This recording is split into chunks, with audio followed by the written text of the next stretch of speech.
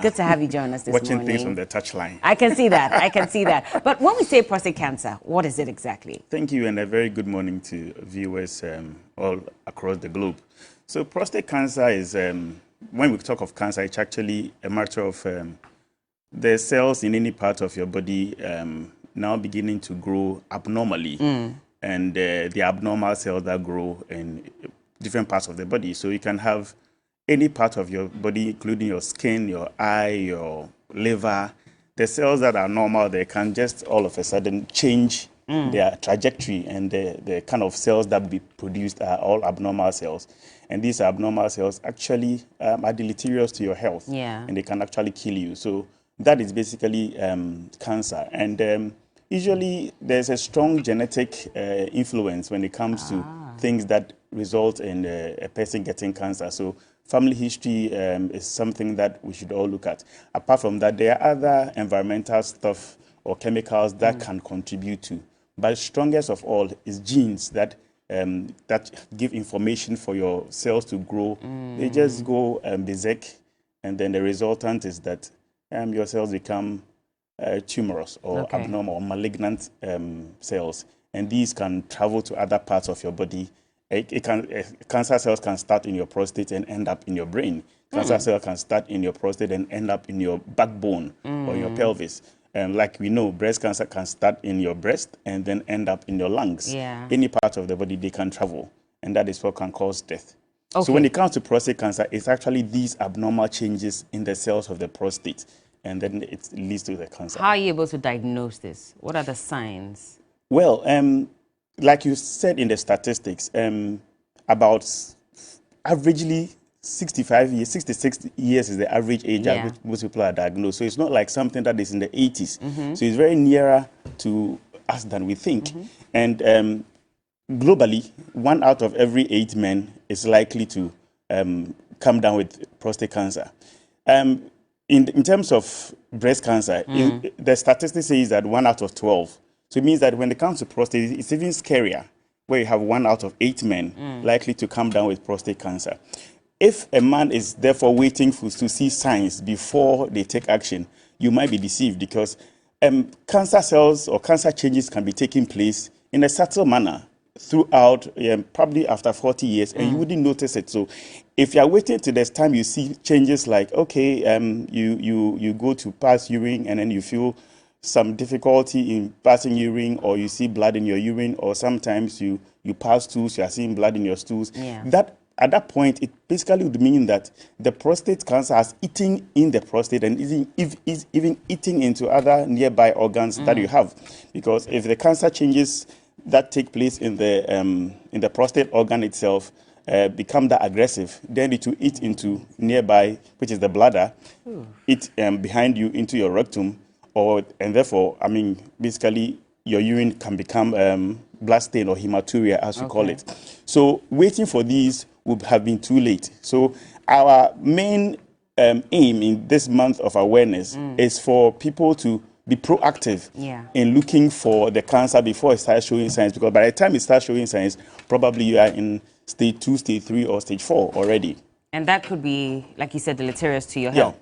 And it could get to a point where it cannot be treated at all. Now, if it's spotted early, what can be done about it?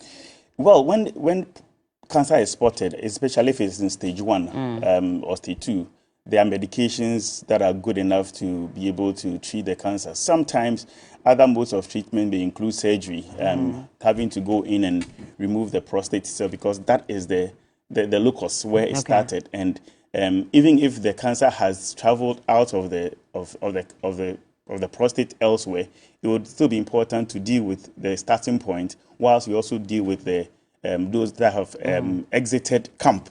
In that case, you talk of chemotherapy for them, or radiotherapy, depending on the stage in which the person has reached. When you say remove the prostate, are we talking about the whole ball? Yes. So you have to take that out completely. So we have prostatectomy. We call it removal of the prostate gland itself. And if both are removed, you cannot have kids. So the prostate is just one gland. Yeah, but there are 2 balls in it, no? Okay, so I'm just trying to break it down for anybody who's also watching. All right, so let me go to the prostate. Okay. So you have your bladder, All right. So just at the bottom of or at the neck of the bladder, there's a walnut-shaped organ, solid around the urethra. So the bladder would exit itself through the prostate. Yeah. And then through that you can pass your urine. Okay. So when you have bladder enlargement, sorry. Like what is on the screen right now? Right there. So the purple one is what we're talking about. Right. So if you see, so the prostate actually encircles the urethra. Urethra is where your urine passes through. So it's just one single organ. So, it's the brown one we're talking about. So what you are seeing is just because of the section that you are seeing. It looks like there's one in front, one at the back, but it's a whole round thing. Yeah. Right. It's a spherical organ. So the urethra just courses through it. It's just like having an orange and you have a pen. You put a pen through the orange, right? Okay. Yeah. So that's how it is. Oh, so I see. the cancer would originate within the cells of the prostate and start spreading.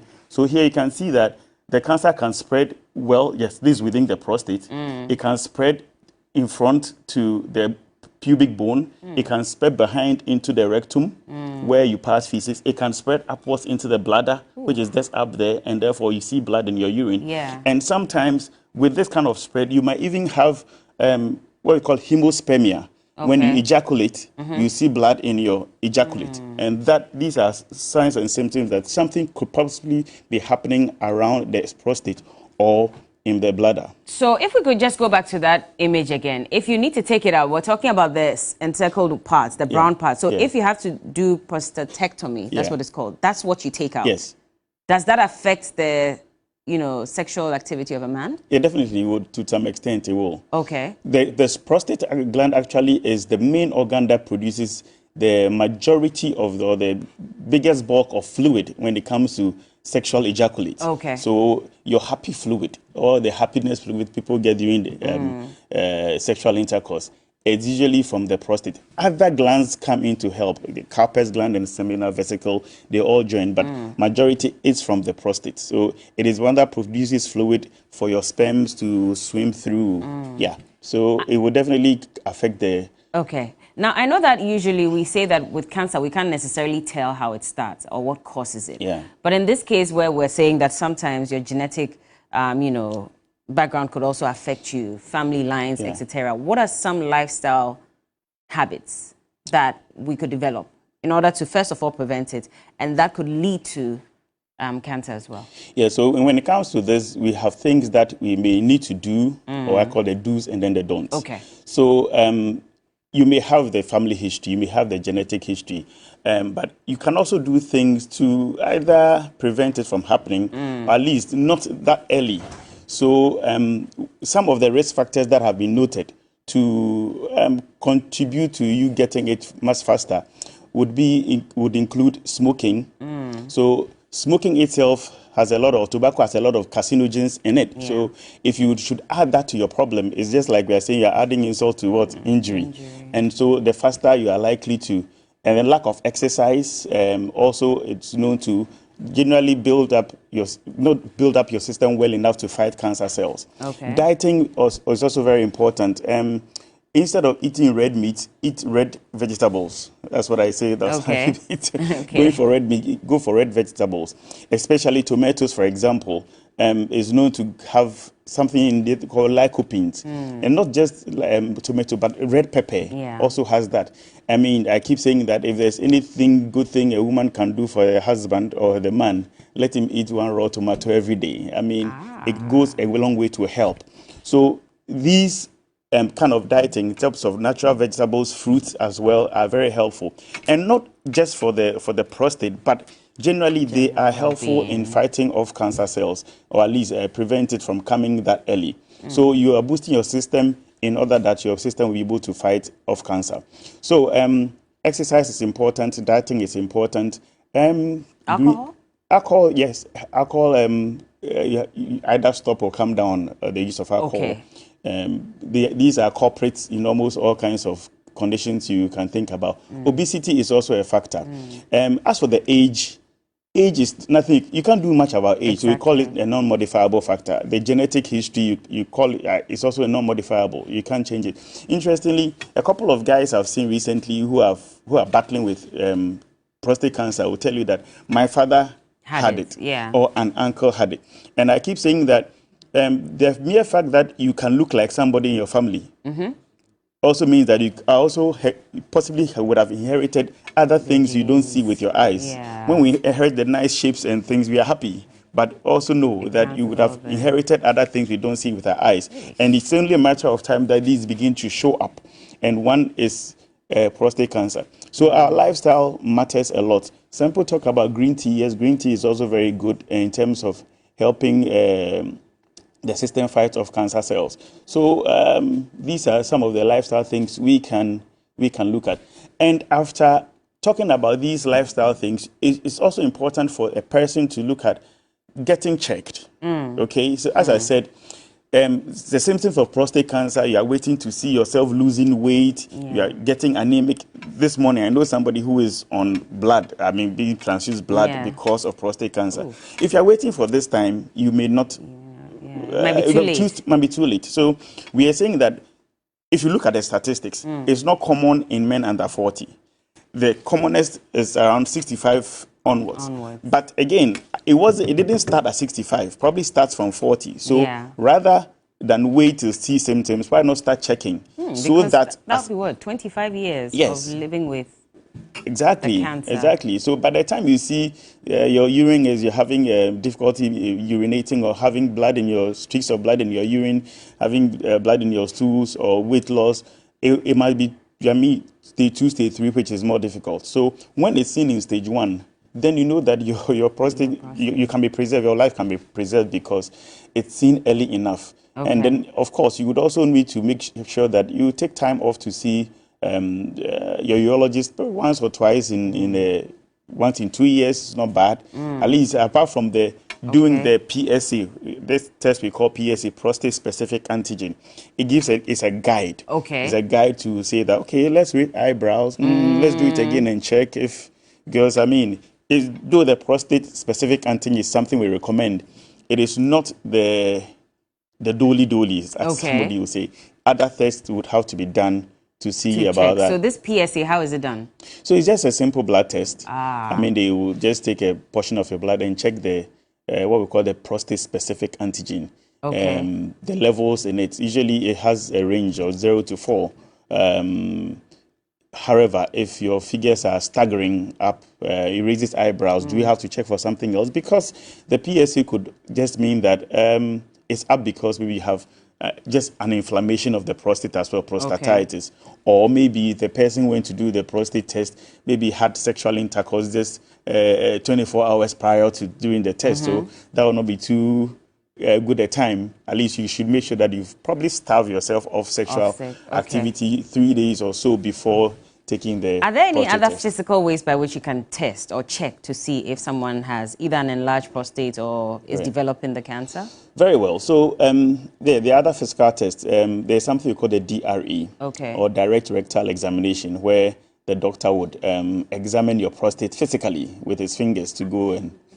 How do you reach the prostate? Where is that physically? Now I'm wondering.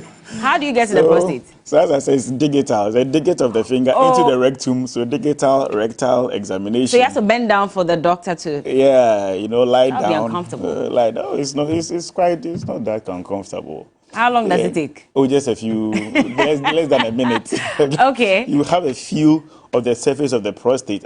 From the pictures, you can see that it's close to the rectum. That's why things can easily be transmitted there. So the doctor goes in there, and there's a way he feels and looks at the consistency, the surface, how rough it is, how smooth it is. All these things give him information. And from then on, he may ask for further tests. Maybe a prostate scan has to be done, or other advanced tests can be done to ascertain the state of the prostate at the time. If you have an enlarged prostate, does it mean that you have cancer, or that's totally different? Thank you for this question. So, an enlarged prostate is not prostate cancer.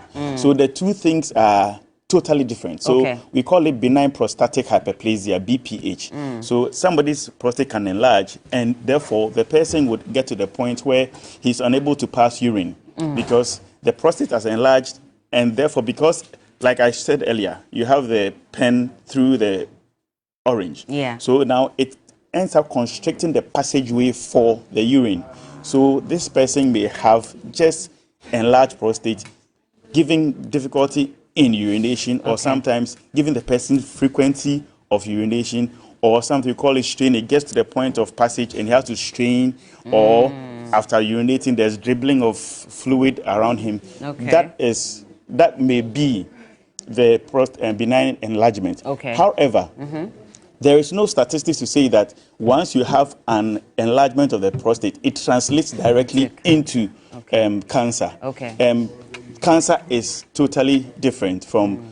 The two can also coexist. So you can have your prostate enlarged, and cancer can again develop in the prostate. But the two can also exist differently. So the fact that somebody has prostate cancer doesn't mean he has an enlargement. So don't wait to get enlargement before you say that, hey, maybe I'm going to check for cancer. No, we have to do what we call the examinations for prostate cancer, as well as do what we call a biopsy. A biopsy, you take a biopsy of the prostate tissue and test or do histology on it to see if the cells in there are cancerous. I see. That's interesting. Well, we want to open the phone line so you can also call and ask any question at all, because we're talking about your prostate health, and it's important that you get all the details that you require.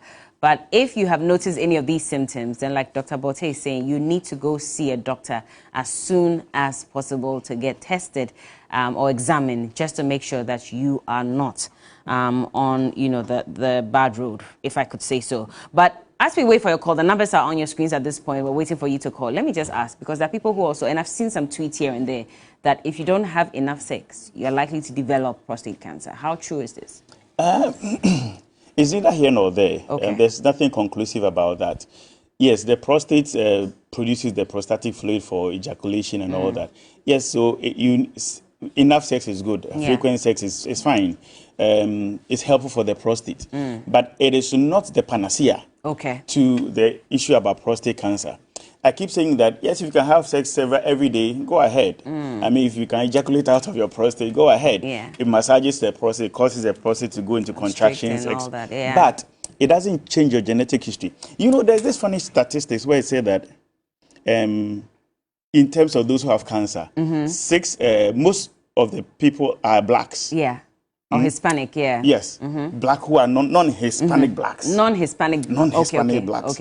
So does it mean that the Hispanics are having more sex than we the blacks? That is another question for the gods, right? So it's an African thing? It's a thinking, but enough sex is good. But don't say that because for me not to get the cancer, I'm going to have enough sex all the time and forget about checking.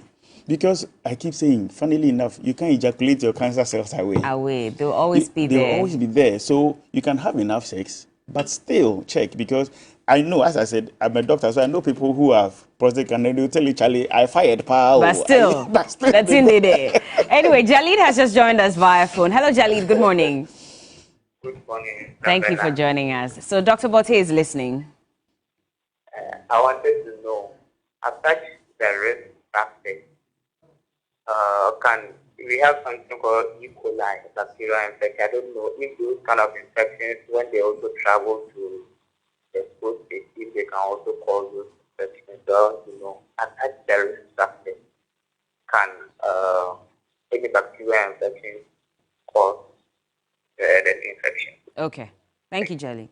Thank you. So he's going back to prostatitis. So we say that sometimes the PSA increasing is as a result of inflammation of the prostate, which can be caused by bacteria or viruses or any other organisms like that.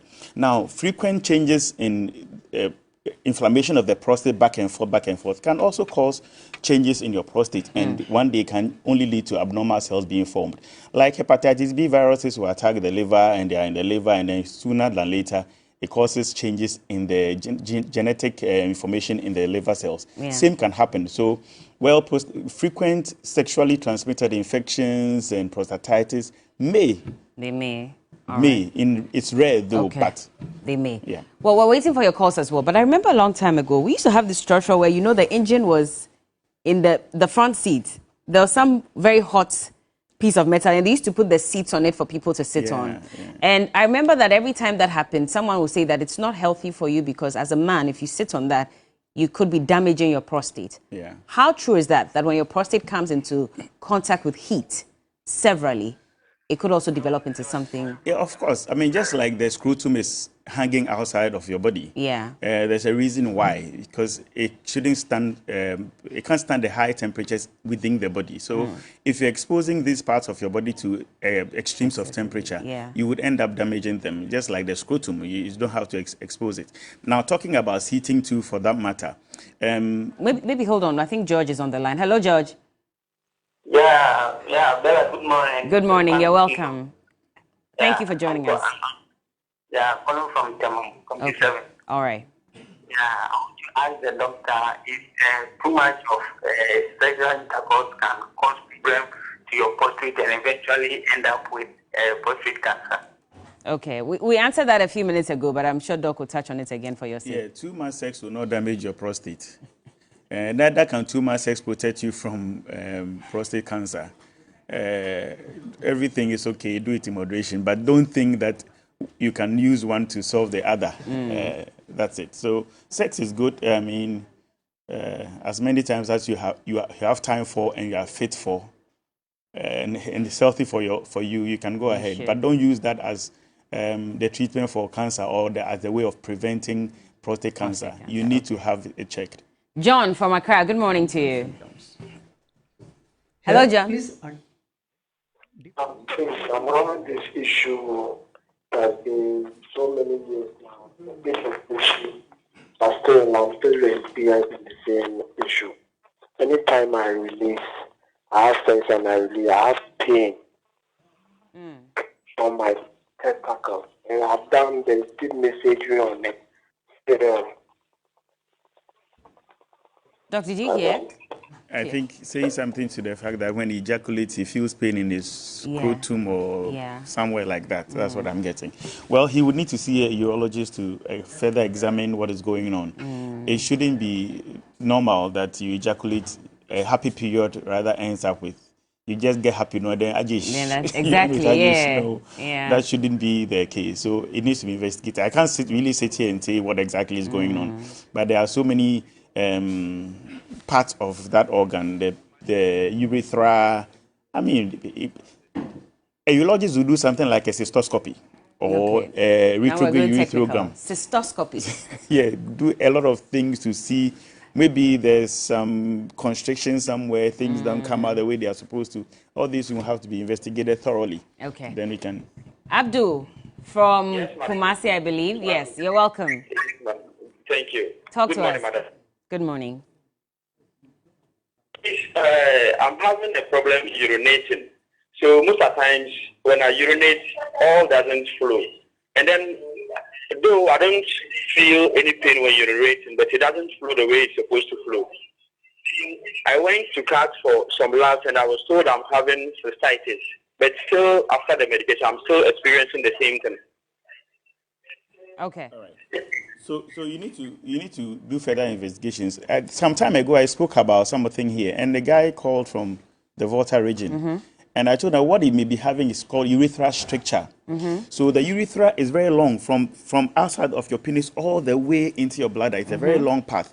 There are times when people have had STIs or sexually transmitted infections like gonorrhea, chlamydia, which were not treated well, and out of the healing processes, the path or the lumen ends up, touching each other, and there'll be stricture, like closure. So partially, you don't have the full lumen for urine to pass through. So sometimes you go to urinate, and it comes with the strength of or the pressure with which the urine comes is low. So this gentleman came, and I made him do the investigation. And funnily enough, he had two strictures. And strictures are two different parts. And I said you will need something called urethroplasty, a whole surgery to be done to open the path again. So yes, he mentioned, is this cystoscopy he mentioned? No, he said he has cystitis. That's inflammation of the bladder. But beyond inflammation of the bladder, we'd have to also look at the urethral path and see if there are any points where just imagine you have a pipeline and they are blocked. Exactly. Yeah. All right, Efwa. Good morning. Good morning, Efwa. Talk to us. Okay, I have a problem. I have a question rather. I have an uncle who has been on this prostate medication for long, and up to now, you have not seen any improvement. on his condition. So sometimes you get tired. You see these men, they get tired, they'll go to herbal and stuff like that. So I want to ask the doctor, for how long do you have to take the medication to see any improvement on whatever you are going on in your system, especially with the prostate? There is no one straight answer for this. Everybody in your condition and at what stage it was found, and so the way it's going to be handled will be different. Some people take the same medication you are talking about and they are fine within a short time. But you see, I keep saying that medications are just like food. Yeah. You eat and you feel hungry again. So medications also get digested and excreted. So you may have to put them back in if there's a problem we are solving. And so, again, I don't know which medication she's talking about. Yeah. But if it's cancer, fighting cancer is not with kids' gloves. It's a tough fight. It's a tough fight. So a person may have to be on medications for a very, very long time until maybe there's total remission. And the doctors are saying that, okay, I think now you can go off. I see. Millicent from Teshi, good morning. Good morning, Cookie. Sorry, Bella. This is Bella. Don't worry. Go ahead, sweetheart. Please, I want to ask a question for my husband. Okay, go I ahead. want to know if a wife can also do some examination on her husband to see in case there's any condition. Because my husband is 32 years and I want to know, because if something is wrong with me, he can check under me. Me too, I want to check if I can do anything to see maybe something is wrong or... Then I don't do your face like that. Oh, I'm just smiling. No, well, Doc is here. He will respond. I totally understand. So you let Doc respond to you. You know, when it comes to the examination I mentioned for men, I mean, the doctor does the digital rectal examination. The doctor would have to go into the rectum, the passageway for feces, but he wears gloves and then goes to examine. You may not be able to do that at home. And even if you did, you wouldn't know what it feels like to know how a normal prostate feels like and what an abnormal prostate feels like. When it comes to the breast, we say that the men can easily, because we've taught them it's something outside, so you can touch it and feel if it's a lump. But examining the prostate goes beyond. She didn't say breast. She said he also goes under to check. Yeah, he goes. I know, right?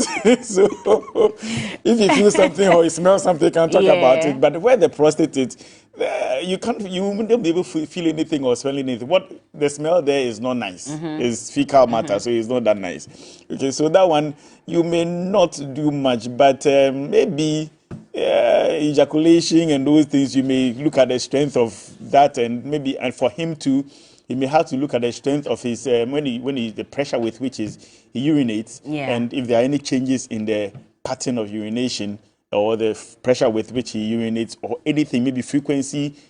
At night he's waking up too many times to urinate, or maybe it's sexual intercourse, and after sexual intercourse you are seeing blood around. Those are things you can use to, but going down there to check the prostate is not that accessible to the finger. Millicent, you here? Anyway, so Innocent is also on from Community 5. Hello, Innocent. Yeah, good morning. Good morning. You're welcome. Talk to us. Thank you. Please, there is this severe pain I've been feeling. That is, when I wake up early in the morning, I'll feel back pains, my waist, etc. And sometimes when I'm walking, all of a sudden I'll feel a sharp pain at my abdomen. How old is he? I don't know. How old are you? 28. 28, Doc. Yeah. Okay, so 28 is not, you are not really a candidate for prostate cancer or enlargement. Usually there are prostate start enlarging from the age of 20-25. That's when, and by 28 you are just nowhere. Well, this back pain would have to be investigated. I don't know how your body habitus is like, so I can't again sit here and say what exactly is causing you to have back pain. But back pain at this age is not that okay. You are young and very active. Back pain is for older people. So I think you should get x-rays done or get a doctor to examine what is happening to your backside. But I would not connect it to prostate at this point. At this point, but just seek medical care. Now, final question before you go. So if, is it possible that the semen could have a funny smell, or even the man's urine could have a funny smell? And if that's the case, is that linked to any form of prostate condition?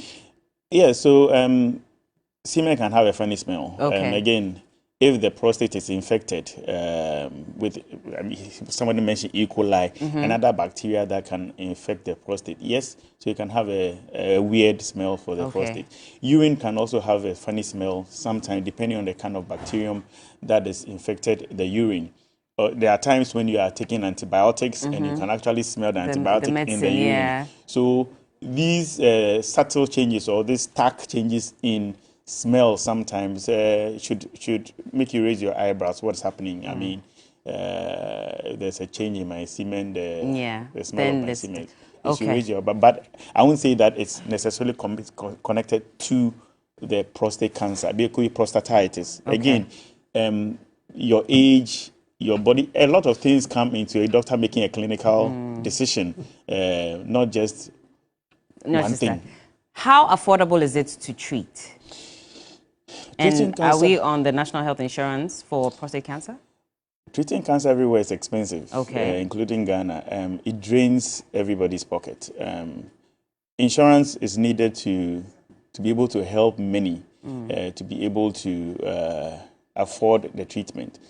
And whether National Health Insurance covers it or not, You're not sure? I'm not too sure. Okay, all right. You're not sure, but you need to have enough to be able to treat it. Well, thank you so much, Doc, for joining us this morning. And, well, I guess the whole month we're talking about prostate health. And so please make sure you go and get tested or at least get examined. It's important. Dr. Dennis Borte is a medical director at Health Net Swan Medical Center. It's been a pleasure speaking to you. We hope to see you often. We've missed you, so please keep coming. But Yaw Tog is joining us this morning. He's been the subject of comparisons, especially between Nigeria and Ghana, numbers that they've all accumulated in terms of artists who are doing pretty well. Let's see if he'll talk about that. But there's so much more he wants to talk about right here on TV3 New Day with Cookie T. Don't go anywhere. On the 1s and 2s, my bros, young boo coming, I'm dealing with golds, yeah. One test, yeah, I feel, getting my packs and building my bones, yeah. On the road coming, you found back up, me, I know we coming. Young boo tracks, yeah, I'm killing your dummies. Went to me for this, that time coming, yeah, I'm on guard. Wishing the grave for my dogs, that I remember, but the feel got lost on my guard. Yeah, I know my sword to me more. Mr. Shah said this space got me lost, so I drawn for them on the line. Got plans in another line. Big stacks, so I run for a better line. Got rings, I go hard on niggas, I'm better than whoa. African boy with a big drip, yeah, I grind for the big pick. Put moments like I'm a big fish. Big stage G with the day one stop this. Get it, spin that. Grind for the money, not girls, no hoes. Came out the food and turn so gold. Mama made it, see I'm gold. Hey. Yeah, I'm making mama. Yeah, I'm making mama. Yeah, I'm making mama.